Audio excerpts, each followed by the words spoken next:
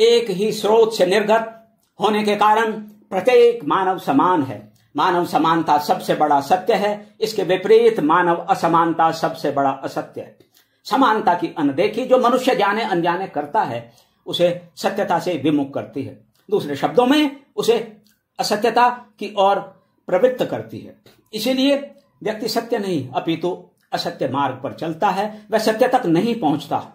मानव समानता के सत्य की स्वीकार्यता, जिसके साथ आर्थिक समानता, स्वतंत्रता, नागरिक अधिकार और सामाजिक न्याय जैसे अति महत्वपूर्ण पहलू भी जुड़े हुए हैं, तदनुसार परस्पर व्यवहार शांति स्थापना का एक श्रेष्ठ मार्ग है। प्रत्येक व्यक्ति में क्षमता, लगन, कार्य के प्रति रुचि, गंभीरता या उत्सुकता आदि न्यूनाधिक हो सकती है, लेकिन एक ही मूल से उत्पन्न सभी जन किसी भी प्रकार के भेदभाव के बिना आत्म उन्नति और संपन्नता के लिए समान अवसरों की प्राप्ति के अधिकारी हैं। सभी को अपने जीवन को अच्छा और सम्मानजनक बनाने का अधिकार है। जीवन को अपने निर्धारित लक्ष्य तक ले जाने का समान अधिकार है।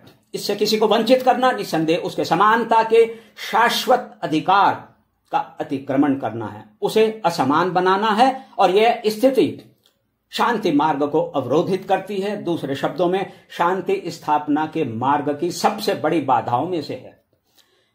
यह सत्यता है कि जिस समाज अथवा देश में जिस स्तर तक व्यवहारों में मानव समानता होगी और बिना भेदभाव के सजातियों को समान रूप से अवसरों की प्राप्ति होगी, वहां उस स्तर तक सौहार्द के साथ शांति रहेगी। समानता और शांति की अंतर संबद्धता को इस स्थिति से भली भांति जाना और समझा जा सकता है। हमें यह भी समझ लेना होगा कि समानता कोई स्वप्न या कल्पना नहीं है। जो इसे एक कल्पना या स्वप्न के रूप में लेते हैं उनका ऐसा विचार ठीक नहीं है।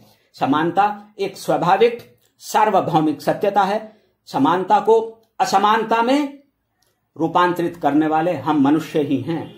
इसलिए बृहद स्तर पर शांति के लिए सजातीय समानता की महत्ता को समझना और परस्पर व्यवहारों में समानता को अपनाना, साथ ही वंचित जन के अधिकारों की सुरक्षा सुनिश्चित करने के लिए आगे आना आज विश्व की सबसे बड़ी आवश्यकता है।